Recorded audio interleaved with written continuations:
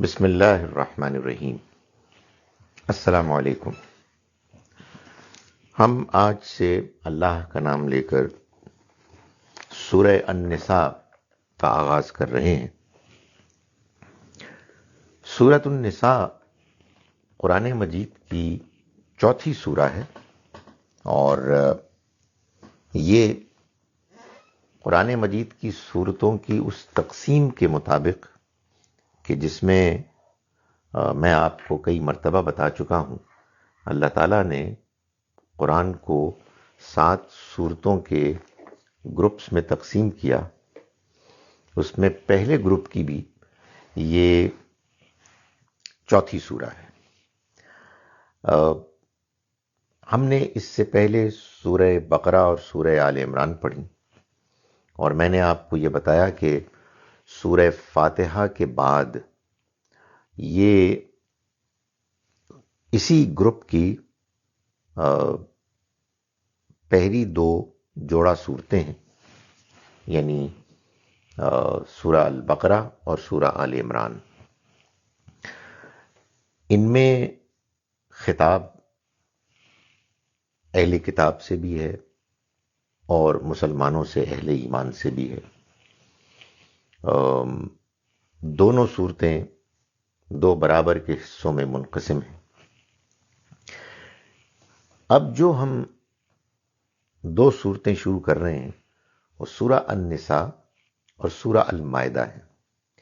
یہ صورتیں بھی جوڑا جوڑا ہیں، اور ان میں بھی آپس میں ایسی مناسبتیں ہیں، ایسی کامنالٹیز ہیں کہ جن کی وجہ سے یہ صاف معلوم ہوتا ہے کہ یہ بھی جوڑا جوڑا ہے۔ یہ جو اللہ تعالیٰ نے طریقہ اختیار کیا ہے صورتوں کے جوڑا ہونے کی شکل میں، اس کے کئی فائدے ہیں۔ اس کا ایک فائدہ تو یہ ہے کہ آدمی کو قرآن مجید کی پریزنٹیشن نیٹ، امپریسو، آرگنائزڈ نظر آتی ہے، اور یہ ایک بڑی اہم چیز ہے کہ ہم قرآن مجید کو جب ہم پڑھیں تو ہم اس سے متاثر ہوں، اس سے امپریسڈ ہوں، اس لیے کہ جب ہم کسی کتاب سے امپریسڈ ہوتے ہیں، کتاب سے، شخصیت سے، آئیڈیالوجی سے، تو تبھی ہم اس میں دلچسپی لیتے ہیں۔ اگر ہم امپریسڈ نہیں ہیں، محض ایک روب ڈال دیا گیا ہے، تو وہ دلچسپی پیدا نہیں ہو سکتی۔ یہ بات کہ قرآن واقعی 54 جوڑوں میں تقسیم ہے، اس کی صورتیں 114 6 صورتوں کو نکال کے، تو یہ آدمی کو قرآن کی طرف متوجہ کرنے والی بات ہے۔ دوسرا یہ کہ جب بھی ہم پڑھیں تو ہم غور سے، دھیان سے، دلچسپی لے کے پڑھیں، اور ہم ان جوڑوں کے درمیان کے جو موجود ہیں مناسبتیں، کامنالٹیز تلاش کریں۔ اس کے نتیجے میں مفہوم بھی زیادہ کلیئر ہوتا ہے، بات بھی زیادہ سمجھ میں آتی ہے۔ بہت سے قرآن میں جو چیزیں، جو باتیں بیان کی گئی ہیں، ان کے آپ کہیے کہ ڈیپتھ تک ہم پہنچ پاتے ہیں۔ تو یہ دونوں صورتیں جوڑا جوڑا ہیں، ان کے کیا پہلو ہیں وہ میں آپ سے گزارش کرتا ہوں۔ ایک تو یہ ہے کہ سورہ النساء میں اللہ تعالیٰ نے مسلمانوں کے لیے جو ایک اچھی معاشرت کے لیے اہم اصول ہیں ان کو بیان کیا ہے۔ تو انہی کے بارے میں اللہ تعالیٰ نے آگے چل کر سورہ مائدہ میں اس پر مسلمانوں سے عہد بھی لیا ہے کہ تم نے اب اللہ کے اس بتائے ہوئے طریقے پر قائم رہنا ہے، اور دوسرا ان کو یہ احساس بھی دلایا ہے کہ یہ اللہ کی نعمت ہے کہ جو تمہارے اوپر اب وہ تمام کر رہا ہے، مکمل کر رہا ہے کہ اس نے تمہیں تمہاری زندگی کے معاملے میں وہ اصول بتائے ہیں کہ جن کے بغیر انسان کی زندگی نامکمل ہے۔ ایک اور بڑی امپورٹنٹ چیز جو معلوم ہوتی ہے اس میں وہ یہ ہے کہ دونوں صورتوں میں ہم یہ دیکھیں گے آگے چل کے اللہ تعالیٰ نے یہ کیا ہے کہ ایک موقع پر آ کے سورہ مکمل ہو گئی ہے۔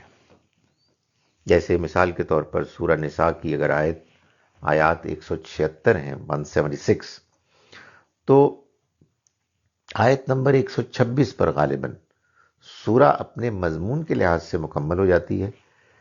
پھر کچھ سورہ ہی کے اندر پیدا ہونے والے سوالات کے گویا کے جوابات ہیں کہ جو آخر میں دیے جا رہے ہیں۔ یہی پیٹرن آف پریزنٹیشن آپ کو المائدہ میں بھی نظر آئے گی، جو اور کہیں نظر نہیں آتی۔ یہ بات تو میں نے بتا دی کہ سورہ البقرہ اور سورہ آل عمران کا آغاز الف لام میم سے ہوتا ہے، لیکن یہاں اس طرح کا الف لام میم کا آغاز ہم کو نہیں ملتا۔ دونوں صورتوں میں خطاب اصلاً مسلمانوں سے ہے، یعنی قرآن مجید میں خطاب، ایڈریس براہ راست نبی اکرم صلی اللہ علیہ وسلم سے بھی ہوتا ہے، کفار سے بھی ہوتا ہے، یعنی مشرکین مکہ سے بھی ہوتا ہے، اہل کتاب سے بھی ہوتا ہے۔ لیکن ان دونوں صورتوں میں اگرچہ کہ خطاب بعض جگہوں پر نبی صلی اللہ علیہ وسلم سے براہ راست بھی ہے اور بعض جگہ اہل کتاب سے بھی ہے، مگر ان دونوں صورتوں میں جو اصل خطاب ہے وہ مسلمانوں سے ہے۔ تو آئیے سورہ نساء کا ہم آغاز کرتے ہیں۔ اعوذ باللہ من الشیطان الرجیم، بسم اللہ الرحمن الرحیم۔ یا ایھا الناس، اے لوگو، اتقوا ربکم، ڈرو اپنے رب سے، الذی خلقکم، جس نے تم کو پیدا کیا، من نفس واحدہ، ایک ہی نفس سے، وخلق منہا زوجہا، اور اس کا جوڑا بنایا، یعنی اسی جنس سے، اسی نوع سے اس کا جوڑا بنایا، وبث منہما، اور اس نے پھیلا دیے ان دونوں کے ذریعے سے، رجالاً کثیراً ونساء، بہت سے مرد اور عورتیں، یعنی دنیا میں پھیلا دیے۔ واتقوا اللہ الذی تساءلون بہ والارحام، تو ڈرو اس اللہ سے کہ جس کا واسطہ دے کر تم ایک دوسرے سے مدد چاہتے ہو، اور ڈرو رشتوں کو توڑنے سے۔ ان اللہ کان علیکم رقیبا، بے شک اللہ تم پر نگران ہے، وہ تمہیں واچ کر رہا ہے۔ یہ جو آیہ مبارکہ ہے، آئی ایم شور ہم میں سے اکثر لوگ جانتے ہیں کہ جو نکاح کے موقع پر خطبہ پڑھا جاتا ہے اس میں یہ آیہ مبارکہ بھی پڑھی جاتی ہے۔ ظاہر ہے کہ چونکہ سورہ نساء کا موضوع ہی مسلمانوں کی معاشرت میں خاص طور پر اللہ کے وہ احکام، وہ ہدایات بیان کرنا ہے کہ جن کے عمل کے نتیجے میں ہم اپنی زندگی کو خدا کے بتائے ہوئے طریقے کے مطابق ڈھال سکتے ہیں، تو یہ آیہ مبارکہ اس بیان کی ایک شاندار تمہید ہے۔ کیسے ہے؟ اس میں یہ بتایا گیا ہے کہ دیکھو اے انسانوں، جس دنیا میں تم رہ رہے ہو یہ تمہاری بنائی ہوئی نہیں ہے، نہ تم اس کے مالک ہو، اس کا مالک اللہ ہے جس نے تم سب کو بنایا ہے۔ یہ سارے انسان جو اس دنیا میں پائے جاتے ہیں اور ساری مخلوقات، وہ اصل میں اس کی تخلیق ہیں، وہ ان کا خالق اور مالک ہے۔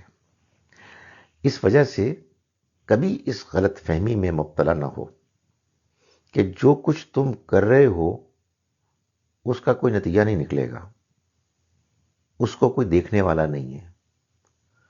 تمہیں جو اختیار اور اقتدار ملا ہے وہ وقتی ہے، وہ کمزور ہے، اس کے بارے میں جواب دہی ہوگی۔ تو بالکل آغاز میں یہ بات بتا دینے کا مطلب یہ ہے کہ یہ چیز واضح ہو جائے کہ اللہ اپنی اس دنیا میں دھاندلی برداشت نہیں کرے گا۔ یہ اس کی بنائی ہوئی دنیا ہے، اگر اس میں تم نے چلنا ہے، اگر اس میں تم نے زندگی گزارنی ہے، تو اس کا ایک ہی طریقہ ہے کہ تم اپنے رب سے ڈر کے، اس کی موجودگی کا احساس کر کے زندگی گزارو۔ ڈرو اپنے اس رب سے کہ جس نے تم کو پیدا کیا ایک نفس سے، ایک جان سے، وَخَلَقَ مِنْهَا زَوْجَهَا، اور اسی کے جنس سے اس نے اس کا جوڑا بنایا۔ یعنی یہ بات بھی واضح کر دی کہ یہ جو اس کا تخلیق کا عمل ہے، جو ظاہر ہے کہ ایک غیر معمولی عمل ہے، اس کو اس نے شروع کیا ایک جنس، ایک نفس سے، ایک سورس ہے جہاں سے کہ اس نے اوریجنیٹ کیا، اور مردوں کو بھی عورتوں کو بھی۔ چنانچہ ظاہر ہے کہ یہ بتانا اس لیے مقصود ہے کہ دونوں میں کوئی فرق نہیں ہے، دونوں ایک ہی حقیقت سے، ایک ہی سورس سے اللہ نے پیدا کیے ہیں، اور پھر ان دونوں کے ملاپ سے اس نے مرد اور عورت پیدا کر کے دنیا میں پھیلا دیے۔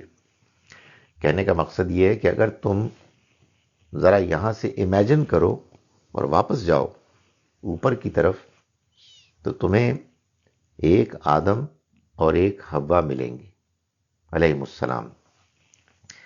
یہ اللہ نے اپنے قدرت، اپنی حکمت کے ساتھ نظام برپا کیا ہے، جس میں آدم و حوا کی اولاد کو اس نے پھر کثیر کیا۔ وہ اولاد مرد اور عورت دونوں کیٹیگریز پر مشتمل ہیں، اور اب یہ پھیل گئے ہیں۔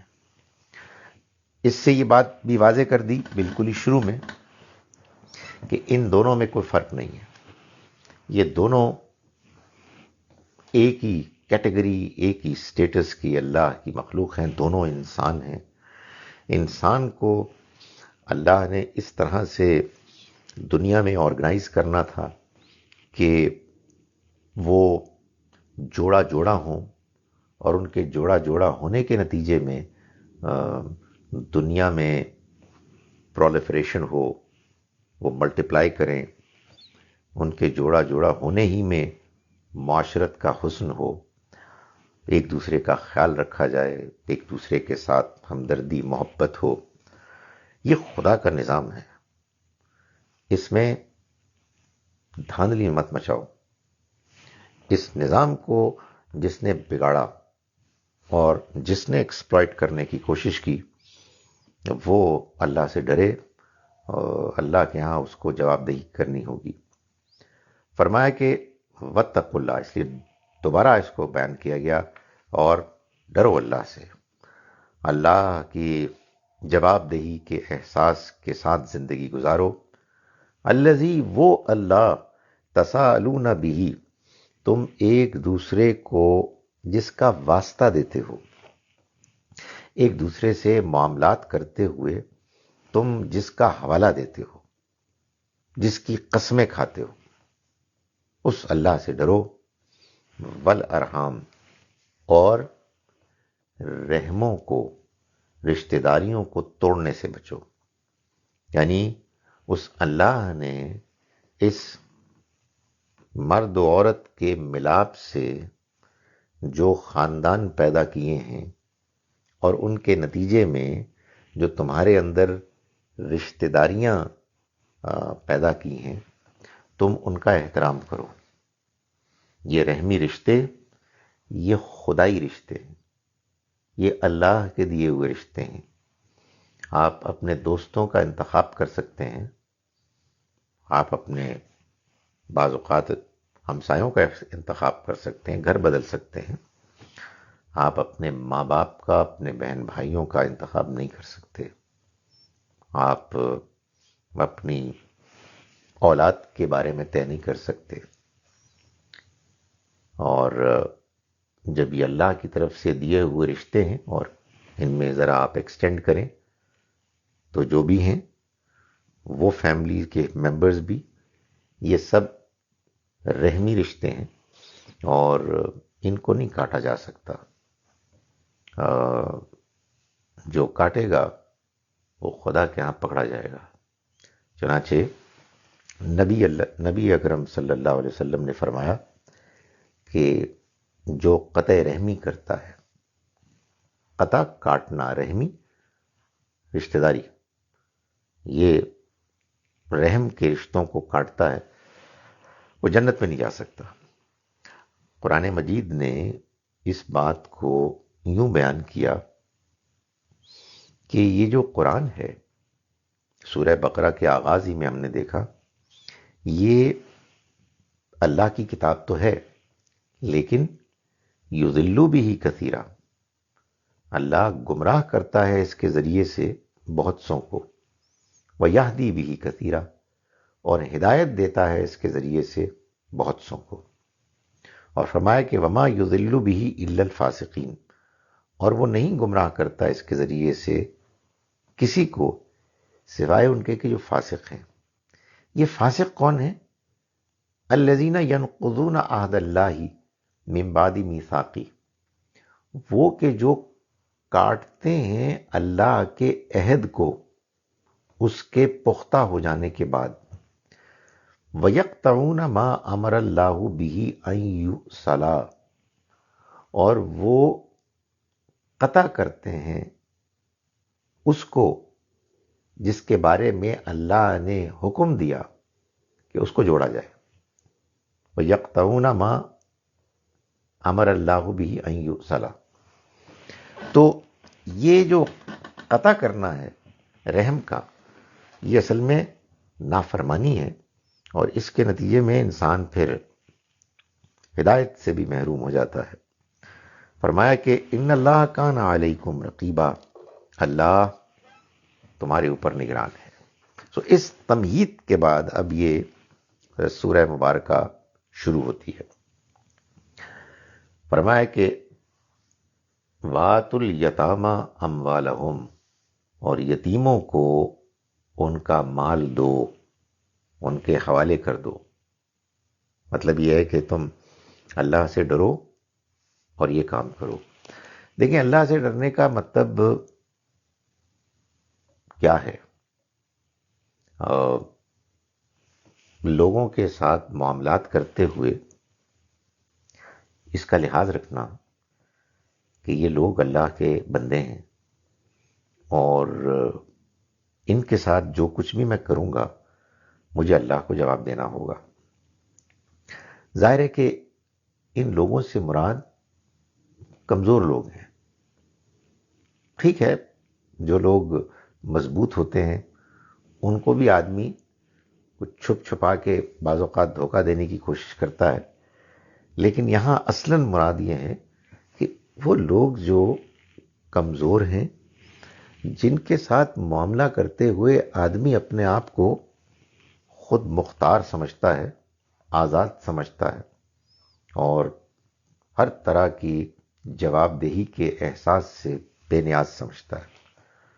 تو اللہ تعالیٰ نے، میں نے گزارش کی تھی نا کہ سورہ مبارکہ کا مضمون ہے مسلمانوں کی معاشرت کے لیے اللہ کی طرف سے دیے گئے اصول۔ ایک اچھی معاشرت میں کیا اصول ہیں کہ جن کو کہ کار فرما ہونا چاہیے.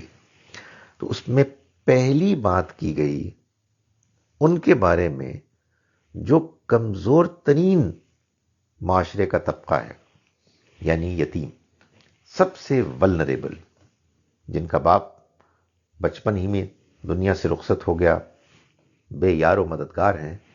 اب یہ معاشرے کا کیریکٹر، یہ اس کے افراد کی کوالٹی طے کرے گی کہ ان بچوں کے ساتھ کیا سلوک ہو.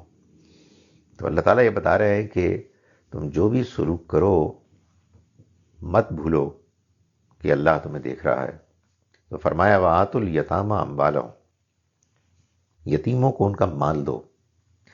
وَلَا تَتَبَدَّلُوا الْخَبِيثَ بِالطَّيِّبِ، اور نہ اپنے برے مال کو ان کے اچھے مال سے بدلو.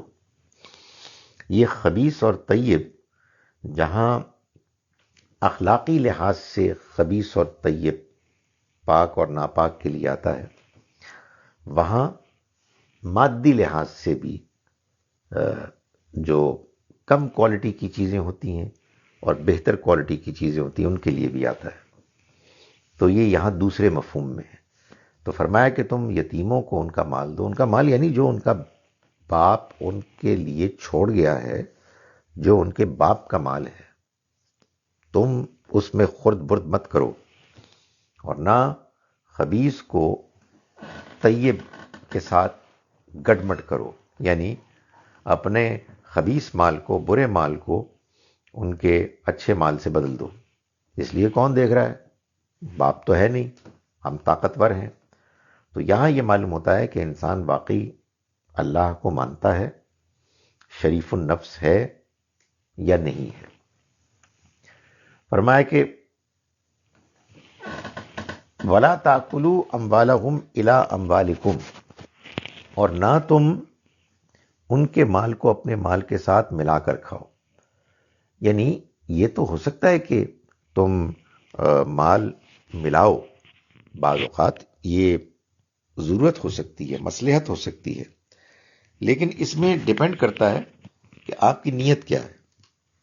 اگر نیت مال کو ملانے کی یہ ہے کہ اس بہانے آپ مال کھائیں اور ہڑپ کریں، تو ظاہر ہے کہ یہ ایک نہایت ہی گری ہوئی ایک سوچ ہے. تو فرمایا کہ اِنَّهُ كَانَ حُوبًا كَبِيرًا، یہ ایک بڑا گناہ ہے، ایک برا عمل ہے. ہمارے یہاں آتا ہے نا کہ بڑے گناہوں سے بچو. تو بڑے گناہوں میں یہ گناہ ہے کہ لوگ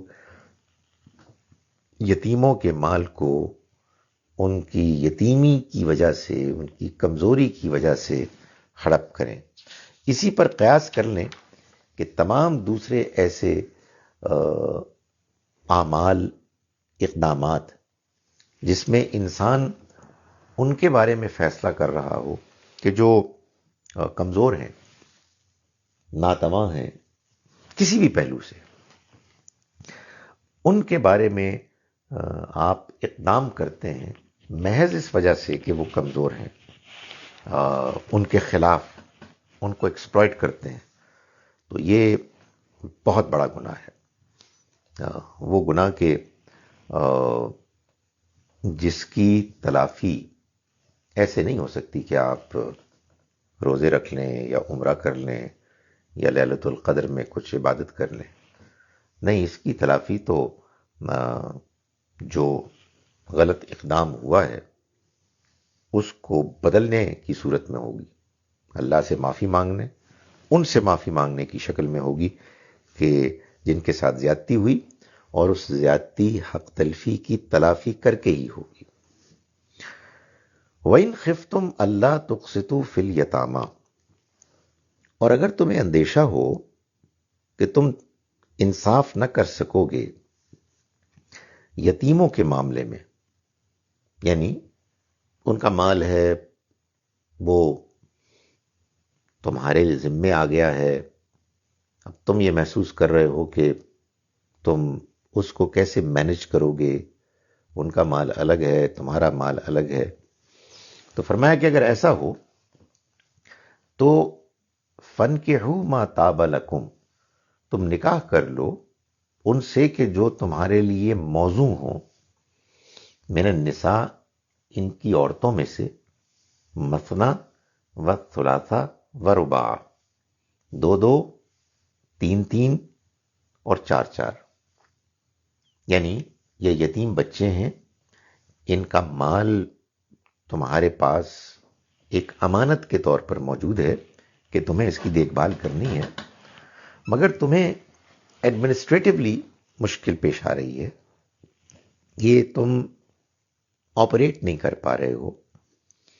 تو ایک امکان یہ بھی ہے کہ تم ان کے ساتھ جو ان کی خواتین ہیں، ان کی مائیں ہیں، ان کی بہنیں ہیں، ان کے ساتھ نکاح کر کے ان کو اپنے خاندان کا حصہ بنا لو، اور پھر ان کے مال کو تم آسانی کے ساتھ مینج کر پاؤ. یہ ایک امکان ہے.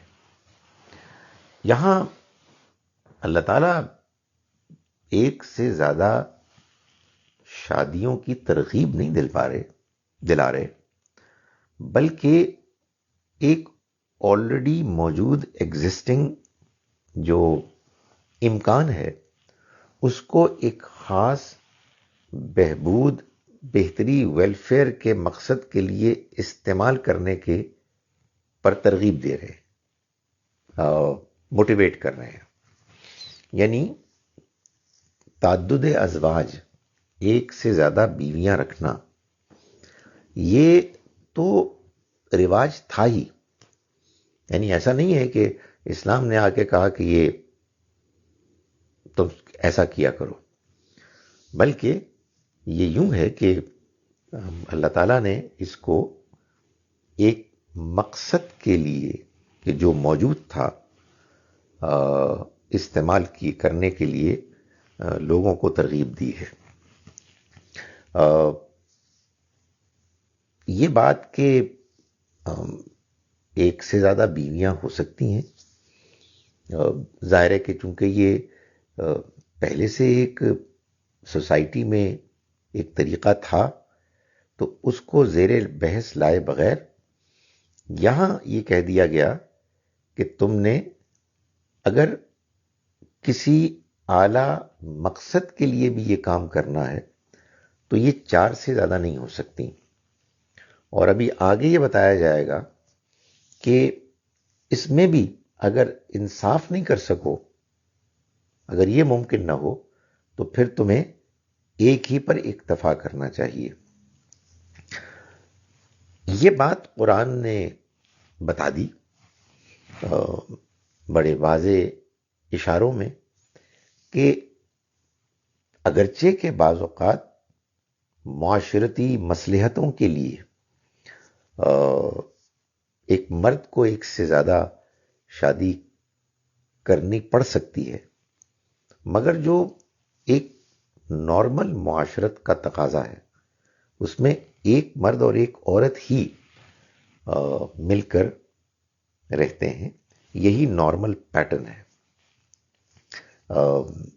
اس کی ایک وجہ تو وہ ہے کہ جو قرآن میں بار بار بیان کی گئی ہے، اور ایک وجہ وہ ہے کہ جو بڑی آبویس وجہ ہے، جو قرآن میں بیان کی گئی وجہ ہے، جو قرآن نے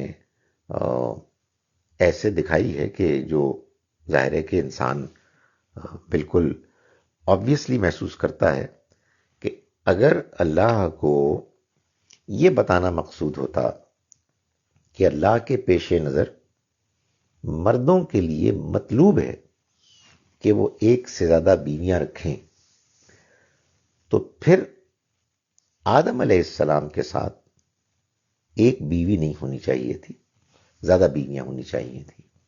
اس لیے کہ وہاں سے پیٹرن عام ہونا تھا لوگوں کے لیے. وہ تھا کہ جو بالکل ابتدا میں ایک موقع تھا کہ ان کو بتایا جائے، مگر ایسا نہیں ہوا، کیونکہ اللہ کے ہاں عام حالات میں یہی چیز مطلوب ہے. لیکن بہرحال مصلحتیں ہوتی ہیں، جیسے بچے یتیم ہو گئے تو اس میں اس امکان کو ختم نہیں کیا گیا، جیسے کہ ہمارے ہاں ویسٹ میں عام طور پر دیکھا جاتا ہے کہ اس کو ناجائز قرار دے دیا گیا۔ یہ ایک دوسری ایکسٹریم ہے۔ دوسرا جو ایک امپورٹنٹ فیکٹر ہے کہ جو خدا ہی کا فیصلہ ہے، کتاب میں تو بیان نہیں ہوا، لیکن ایک کتاب یہ بھی ہے نا، جو فیکٹس ہیں، ریالٹی جو ہمارے سامنے ہے، جو دنیا جس میں ہم جیتے ہیں، یہ بھی تو اللہ ہی کی بنائی ہوئی دنیا ہے۔ جیسے قرآن اللہ کا دیا ہوا ٹیکسٹ ہے، اس کا پیغام ہے، تو اللہ کی بنائی ہوئی دنیا میں جو اس کا فیصلہ ہے وہ آپ آج بھی گوگل میں سرچ کر کے دیکھ سکتے ہیں کہ دنیا میں مردوں اور عورتوں کی تعداد کا تناسب کیا ہے، تو آپ کو حقیقت 2 سیکنڈ کے اندر سامنے آ جائے گی کہ بالکل برابر ہے، تھوڑے سے مرد زیادہ ہیں، یعنی وہ کہتے ہیں کہ 100 عورتوں پر 102 مرد ہیں۔ تو ظاہر ہے کہ اگر خدا کے ہاں یہ پیٹرن ہوتا، یہ مطلوب چیز ہوتی، یہ چیز ترغیب شوق دلانے والی ہوتی کہ مرد ایک سے زیادہ اور شادیاں کریں، تو پھر اللہ تعالیٰ کو اس کا بندوبست بھی کرنا چاہیے تھا کہ عورتیں تعداد میں زیادہ ہوتی۔ تو عام حالات میں یہی ہے، مردوں کو اور عورتوں کو جو شوہر بیوی ہیں ایک دوسرے کے ساتھ وفادار ہونا چاہیے اور اپنی گھریلو زندگی کو اچھا بنانا چاہیے۔ وہ خوشی، باہمی ہمدردی، ایک دوسرے کی رضامندی کا اسی وقت مظہر بن سکتی ہے کہ جب نہ بیوی کو یہ خدشہ ہو کہ یہ کہیں اور بھی دلچسپیاں لے سکتے ہیں، اور نہ شوہر کو اس بات کا اندیشہ ہو کہ بیوی کہیں اور دلچسپی لے رہی ہے۔ لیکن بہرحال یہ اپنی جگہ پر ایک حقیقت ہے کہ بعض اوقات اس کی ضرورت پیش آ سکتی ہے کہ معاشرتی کچھ تقاضے ایسے ہیں کہ جس میں ایک سے زیادہ نکاح ہوں۔ فرمایا فَإِنْ خِفْتُمْ، پھر اگر تمہیں اندیشہ ہو، اللہ تعدلو، کہ تم انصاف نہیں کر سکو گے، فواحدتاً، تو ایک ہی کافی ہے، یعنی پھر ایک ہی کو تم بیوی رکھو، او ما ملکت ایمانکم، یا پھر لونڈیاں جو تمہارے قبضے میں ہوں۔ یہ ظاہر ہے کہ ایک الگ سے سوال ہے کہ لونڈیوں کا کیا معاملہ ہے۔ جب قرآن مجید نازل ہونا شروع ہوا تو غلام لونڈیاں معاشرے میں موجود تھے۔ کیوں موجود تھے؟ اس لیے کہ پرزنرز آف وار، جنگی قیدی، ان کا کیا کیا جائے، اس کے لیے کوئی اور بندوبست طریقہ موجود نہیں تھا۔ چنانچہ جب جنگ ہوتی، اور آپ کو معلوم ہے کہ جنگیں بہت ہوتی تھیں، بہت لڑائیاں ہوتی تھیں، تو اگر کوئی ایک فوج ہار جائے اور لوگ یا تو ختم ہو جائیں، کچھ بچ جائیں، یا بھاگ جائیں اور پیچھے کچھ عورتیں اور مرد چھوڑ جائیں، تو وہ قیدی بن جاتے۔ اور پھر یہ قیدی کسی نہ کسی گھر کے، خاندان کے فرد کے حوالے ہوتے، اس کی ذمہ داری ہوتے وہ، اور وہ پھر اپنی ایک قیمت بھی رکھتے، ان کو جا کے بازار میں بیچا بھی جا سکتا، جیسے کہ ڈھور ڈنگروں کو بیچا جاتا ہے۔ آپ کو یہ بات آج عجیب لگتی ہے، لیکن ایک زمانے میں معاشرے اسی کی بنیاد پر چل رہے تھے۔ جیسے کہ امریکہ میں رہنے والوں کو یہ بات عجیب لگے گی کہ پاکستان میں لوگوں کے پاس نوکر چاکر ہیں جو ان کو سرو کرتے ہیں، نہایت ہی گری ہوئی تنخواہ پر، اور وہ ان کی جناب سب کام کر رہے ہیں. تو یہ ہے نا، ایک معاشرتی حقیقت ہے نا. اس کا اعلان نہیں کیا جا سکتا کہ آج سے پاکستان میں تمام ملازمین کو فارغ کر دیا جائے. ان بیچاروں کا اپنا نقصان ہوگا جب تک کہ آپ صورتحال کو بہتر نہیں کریں گے. تو یہی حال اس زمانے میں غلامی کا تھا. تو اللہ تعالیٰ نے کیا کیا؟ اللہ تعالیٰ نے جو کچھ کیا، حقیقت یہ ہے کہ اگر آپ اس کو سمجھیں تو اس کو سمجھ کر ہی یہ آدمی جان سکتا ہے کہ یہ تو اللہ ہی کر سکتا تھا، کہ اس نے تدریجاً گریجولی غلامی کا خاتمہ کیا. یک جنبش قلم نہیں، اوور نائٹ نہیں کیا، with one stroke of pen نہیں کیا، بلکہ دھیرے دھیرے تدریجاً گریجولی کیا. لوگوں کو شوق دلایا کہ وہ والنٹیرلی غلام لونڈیاں آزاد کریں. ان کے سٹیٹس کو ہائی کیا گیا. گناہوں کے کفارے کے طور پر غلاموں اور لونڈیوں کو آزاد کرنے کا ایک ایک امپورٹنٹ فیکٹر رکھا گیا. اور پھر دو اور ایسے کام کیے کہ جس کے بعد تھیوریٹیکلی تو ایٹ لیسٹ غلامی ختم ہو گئی. پریکٹیکلی نہیں ہوئی تو اس کا ظاہر ہے کہ کوئی ذمہ قرآن پر نہیں ہے. ایک کام یہ کیا گیا کہ جنگی قیدیوں کے بارے میں اس بات سے روک دیا گیا کہ وہ غلام لونڈی بنائے جائیں گے. یہ بات سورہ محمد میں، سورہ نمبر 47 میں، اس کی غالباً آیت نمبر 4 ہے یا 5، اس میں بتا دیا گیا کہ جب تم ان سے لڑو سختی کے ساتھ اور ان کے قیدی بناؤ، تو پھر اس کے بعد اما منم بادو و اما فدان، یا تو احسان کر کے ان کو آزاد کر دو یا فدیہ لے کے، پیمنٹ لے کے ان کو چھوڑ دو. یعنی یہ امکان کہ تم ان کو بناؤ غلام لونڈی، اس کو بیان ہی نہیں کیا گیا. یعنی یہ امکان ختم ہو گیا. تاہم ایک بڑی تعداد میں غلام لونڈیاں تو موجود تھے. وہ ایسا نہیں ہو سکتا تھا کہ اعلان کر دیا جاتا کہ ان کو بھی آزاد کر دو. جیسا کہ میں نے گزارش کی کہ یہ نہیں کہا جا سکتا کہ آپ اپنے گھر کے ملازمین کو باہر پھینکیں. یہ کیا بدتمیزی ہے کہ 15-20 ہزار روپے آپ دے رہے ہیں، اس سے گزارا ہوتا ہے؟ آپ سوچئے، کبھی امیجن کریں، آپ کر سکتے ہیں گزارا؟ لیکن بھائی کیا کریں، ان کو اگر فارغ کریں گے تو ان کا حال اور بھی برا ہو جائے گا. تو اپنے حالات کو بہتر کرنے کے علاوہ یہ کیا گیا کہ آخر میں جا کے، یعنی آخر سے مراد یہ کہ ریولیوشن کا جو آخری زمانہ تھا ریلیٹیولی، اس میں سورہ نور میں سورہ نمبر 24 کی آیت نمبر 33 میں مکاتبت کا قانون بیان کیا گیا. مکاتبت کا قانون سے مراد یہ ہے کہ یہ سب غلام لونڈیوں کو پریولیج دے دی گئی کہ وہ اپنے اپنے مالکوں کو کہیں کہ آپ ہمیں آزاد کریں، ہماری قیمت طے کریں، ہم آپ کو یہ قیمت ادا کر دیں گے. کیسے کریں گے؟ انسٹالمنٹس میں کریں گے.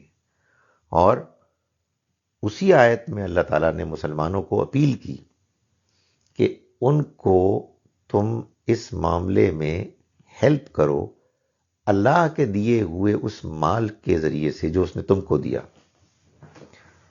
یعنی عام مسلمان کھاتے پیتے غلاموں لونڈیوں کو کی مدد کریں کہ وہ اپنے آپ کو آزاد کریں. تو میں یہ لمبی تقریر مجھے کرنی پڑی اس لیے کہ یہاں یہ بتایا گیا کہ پھر اگر تمہیں اندیشہ ہو کہ تم انصاف نہیں کر سکو گے تو ایک ہی کافی ہے، یا پھر غلام یا پھر جو لونڈیاں تمہارے قبضے میں ہوں. ذالک ادنیٰ اللہ تعولو، یہ اس وجہ سے ہے کہ تم بچے رہو گے بے انصافی سے، تم ہٹو گے نہیں انصاف کے راستے سے. یہ ظاہر ہے کہ بتا دیا گیا کہ یہ جو میں نے وضاحت کی ہے یہ اس لیے کہ یہ ایسا نہیں ہے کہ کوئی جیسے کہ ہمارے لوگ تھیوری پیش کرتے ہیں مرد حضرات کہ ان کی ضرورت کچھ زیادہ ہوتی ہے، تو اسلام نے اس کا خاطر خواہ بندوبست کیا ہوا ہے.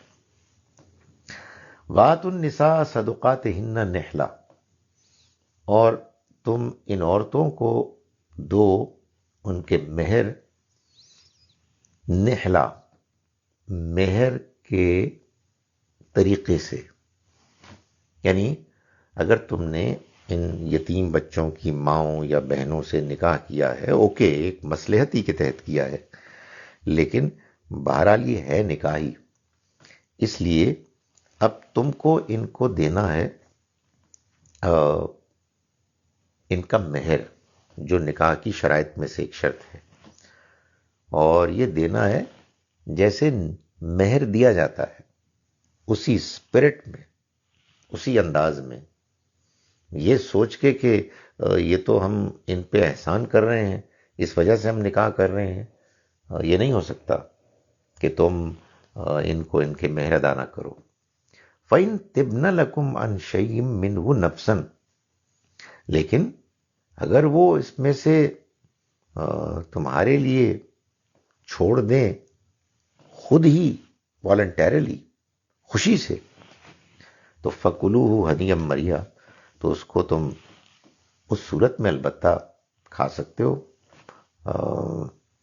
بغیر کسی جھجک کے، مزے کے ساتھ.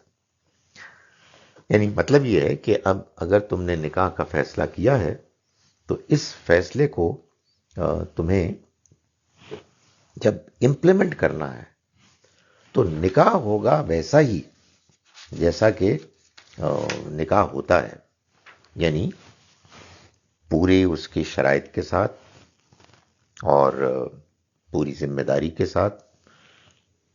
فریق ثانی کو جو اس کے رائٹس ہیں ان کو پوری طرح سے دیا جائے گا. اگر یہ نہیں ہو سکتا تو پھر نکاح نہیں کرنا ہے. اگر آپ چھپ چھپا کے کر رہے ہیں، اگر ٹینشن پیدا ہو رہی ہے، اگر انصاف تو کیا جھگڑے ہو رہے ہیں،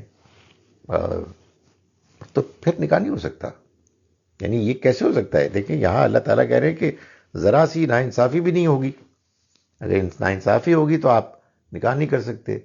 تو ناانصافی سے کہیں بڑھ کر وہ ٹینشن ہے، وہ لڑائی جھگڑا ہے، وہ رونا دھونا ہے، وہ بچوں کا باپ سے نفرت کرنا ہے، وغیرہ وغیرہ. سو لوگ نہ جانے کیوں معاملے کے کسی ایک ایسپیکٹ کو دیکھتے ہیں اور پھر اس کے بارے میں جذباتی ہو جاتے ہیں، اور پھر بقول ہمارے ایک دوست کے وہ کہتے ہیں جی کہ یہ تو اصل میں اسلام کا وہ شاندار طریقہ ہے کہ جس نے معاملات کو پالش کیا ہے. اور ظاہر ہے کہ اسلام کا ہر معاملہ ہی بہت شاندار ہے، بشرطے کہ اس کو اس کی شرائط، اس کی حدود قیود اور اس کے تمام بیک گراؤنڈ کے ساتھ سمجھا جائے. میں ان آیات کا ترجمہ آج کے سبق کے لیے کر رہا ہوں دوبارہ، تاکہ کچھ سوالات بھی میں لے سکوں. بسم اللہ الرحمن الرحیم. ہم نے آج سورہ نساء کا آغاز کیا. یا ایھا الناس، اے لوگو، اتقوا ربکم، ڈرو اپنے رب سے، الذی خلقکم من نفس واحدہ، جس نے تم کو پیدا کیا ایک جان سے، وخلق منہا زوجہا، اور اسی کی جنس سے اس کا جوڑا بنایا، وبث منہما رجالا کثیرا ونساء، اور اس نے پھیلا دیے ان دونوں کے ذریعے سے مرد اور عورتیں بڑی تعداد میں. واتقوا اللہ الذی، اور ڈرو اس اللہ سے، تساءلون بہ، تم حوالہ دیتے ہو، واسطہ دیتے ہو جس کا، والارحام، اور ڈرو رحموں کو توڑنے سے. رشتہ داریوں کو توڑنے سے. ان اللہ کان علیکم رقیبا، اللہ تم پر نگران ہے. وَآتُوا الْيَتَامَىٰ أَمْوَالَهُمْ، اور دو یتیموں کو ان کا مال. وَلَا تَتَبَدَّلُوا الْخَبِيثَ بِالطَّيِّبِ، اور نہ تم برے مال کو یعنی اپنے برے مال کو اچھے مال سے بدلو. وَلَا تَأْكُلُوا أَمْوَالَهُمْ إِلَىٰ أَمْوَالِكُمْ، اور نہ ان کے مال کو اپنے مال کے ساتھ ملا کر کھاؤ. إِنَّهُ كَانَ حُوبًا كَبِيرًا، یہ ایک بڑا گناہ ہے. وَإِنْ خِفْتُمْ، اور اگر تمہیں اندیشہ ہو اللہ تقسطوا فی الیتامى، کہ تم یتیموں کے معاملے میں انصاف نہیں کر سکو گے. فَانْكِحُوا مَا طَابَ لَكُمْ، تو تم نکاح کرو ان سے ما طاب لکم، جو تم کو تمہارے لیے مناسب ہو، موزوں ہو. من النساء، عورتوں میں سے. مثنا و ثلاثہ و رباع، یعنی ظاہر ہے انہی عورتوں میں سے جو یتیموں کی ہیں. دو دو، تین تین، چار چار.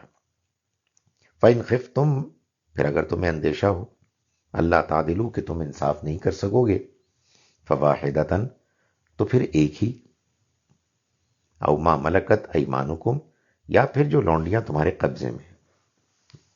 ذالک ادنا اللہ تعولو، یہ اس کے قریب ہے، اس سے اس کا زیادہ امکان ہے کہ تم بے انصافی سے بچے رہو گے. وآتوا النساء صدقاتہن، اور ان عورتوں کو ان کے مہر دو جیسے مہر دیا جاتا ہے، مہر کے طریقے پر. فإن طبن لکم، پھر اگر وہ اس میں سے تمہارے لیے شیئن، فإن طبن لکم عن شیئن، پھر اگر وہ دے دیں کچھ حصہ منہ، اس میں سے نفسن، خودی خوشی سے.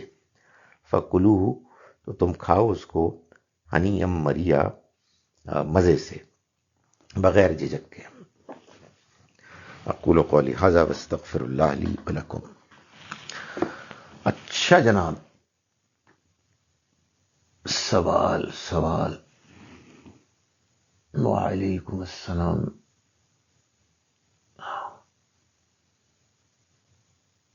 میں بھی انتظار کر رہا تھا. تھینک یو، جزاک اللہ.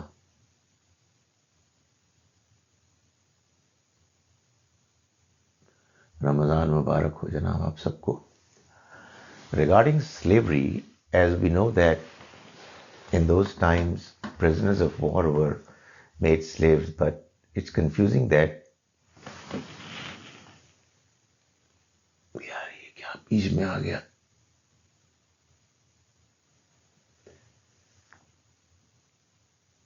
Ladies and kids used to take part in the wars.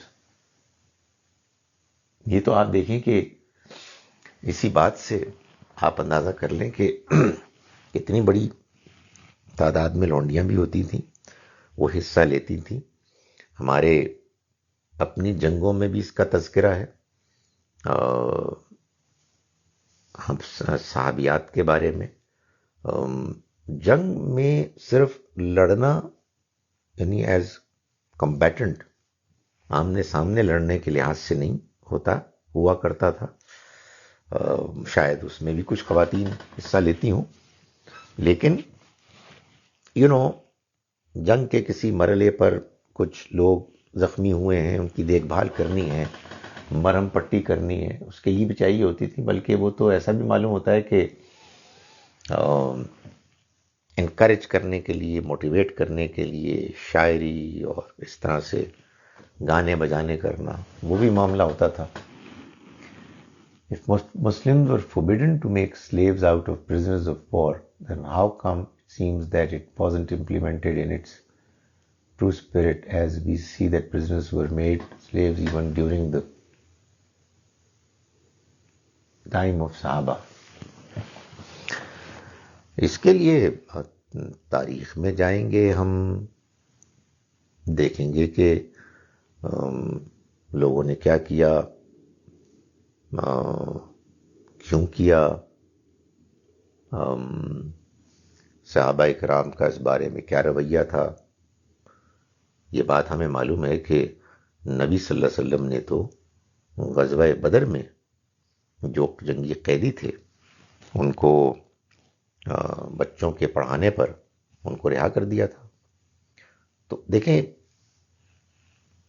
دین قرآن ہے، دین سنت ہے، اور بس. تو قرآن اور سنت اصل ہیں، باقی چیزیں دیکھ لیں گے. اپنی اپنی اوپینینز ہوں گی، ایسا کیوں ہوا، ویسا کیوں ہوا. جو لوگوں نے کیا اس کے بارے میں غور کرتے رہیں گے، مزید معلومات اکٹھی کریں گے. اس غلط فہمی میں نہیں رہیں گے کہ یہ جو معلومات ہمارے پاس ہے یہ کوئی 100% سرٹن ہے. قرآن 100% سرٹن ہے، کلیئر ہے اپنی بات میں. اور ظاہر ہے کہ اگر کوئی بات نبی صلی اللہ علیہ وسلم کی طرف منسوب کی جائے گی اس کو زیادہ تحقیق کی جائے گی کہ کیا یہ بات درست ہے.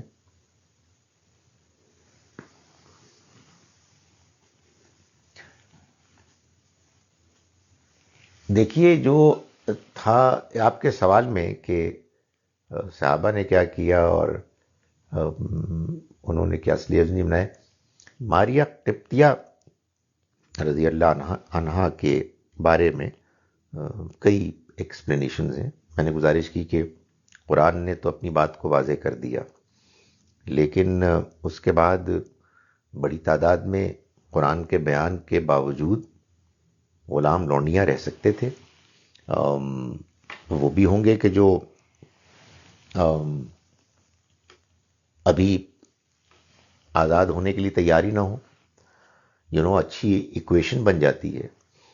ڈونٹ فرگیٹ کہ غلاموں اور لونڈیوں کے بارے میں قرآن مجید نے ہدایات دیں کہ ان کے ساتھ حسن سلوک کیا جائے، ویسا ہی رویہ اختیار کیا جائے، ویسے ہی وسائل کھانے پینے پہننے اوڑھنے کے لیے ان کو دیے جائیں جیسے انسان خود اپنے لیے استعمال کرتا ہے.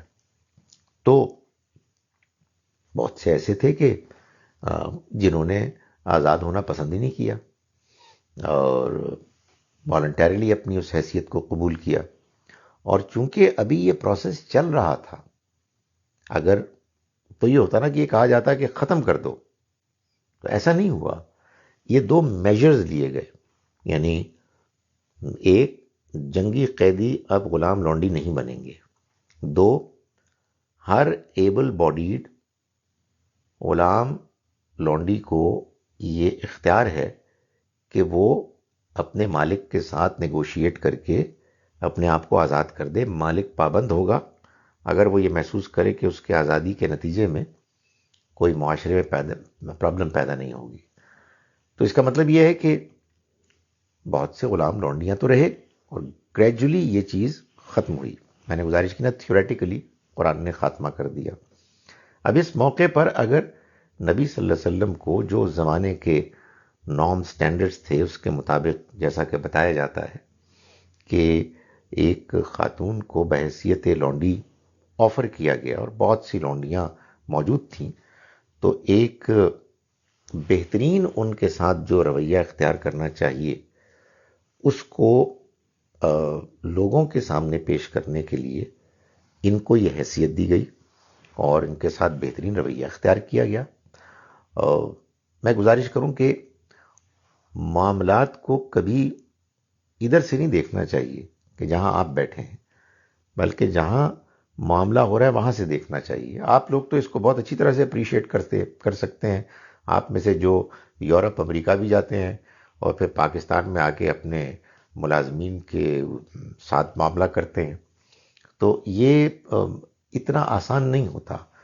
سو کسی کو اپنے گھر میں رکھ کر بہترین طریقے سے بتایا جائے کہ اگر کوئی لونڈی ہو بھی تو اسے یہ حیثیت ملنی چاہیے.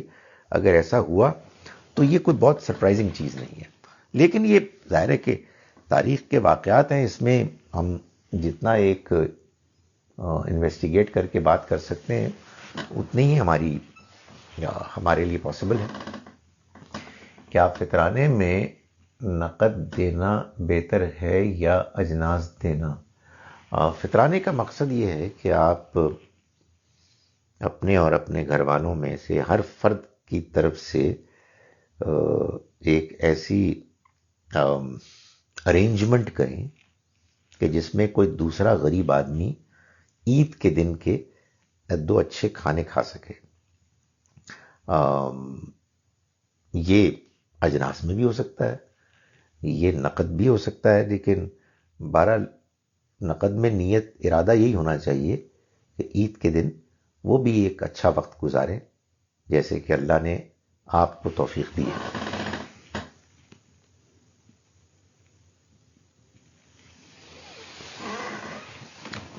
بالکل، مطلب ہر نکاح میں یہ لازم ہے کہ جس کا نکاح ہو رہا ہے، مرد ہو یا عورت، اس کی فری چوائس ہے. اگر اس پر پابندی عائد کی گئی، اس کو زبردستی کی گئی، تو وہ نکاح ناجائز ہے، وہ نکاح ہے ہی نہیں. نکاح کی شرائط میں سے یہ ہے ایک شرط کہ اس کو والنٹیرلی خوش دلی کے ساتھ، اپنی آمادگی کے ساتھ ہونا چاہیے.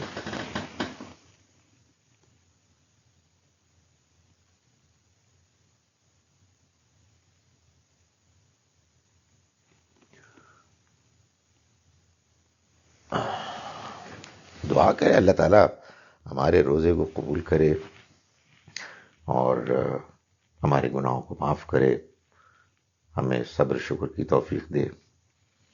اور وہ جو ہمارے ہاں رائج جو دعائیں ہیں کہ جو لکھی ہوئی ہوتی ہیں، ان میں سے جو مختصر دعا ہے وہی کہتے ہیں کہ نبی صلی اللہ علیہ وسلم سے مروی ہے.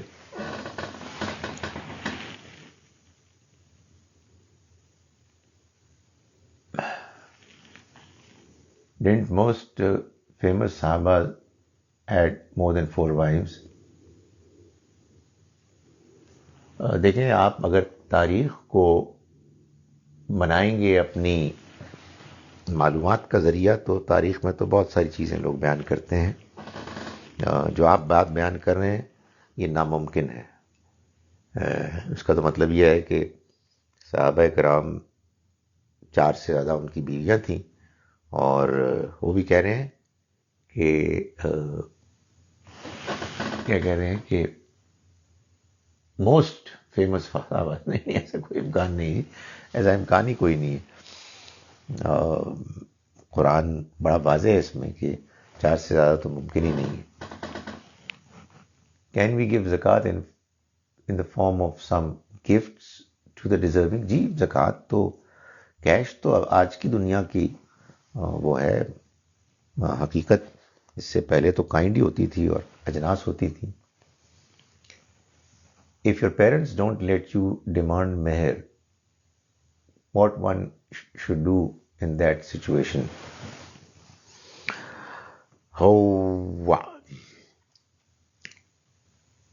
بات یہ ہے کہ جتنا فائٹ کر سکتی ہیں کریں، اور ورنہ I don't know، بعد میں جا کے کہے اپنے ہسبینڈ سے کہ بھائی وہ مجھے زبردستی کی گئی تھی. بٹ یہ پیرنٹس کو سمجھانا چاہیے، پیرنٹس کو سمجھانے کی ضرورت ہے کہ یہ آپ کا رائٹ ہے اور اس میں سٹینڈ لیں آپ، مگر اتنا ہی جتنا کہ آپ لے سکتے ہیں. جناب، السلام علیکم ورحمۃ اللہ وبرکاتہ.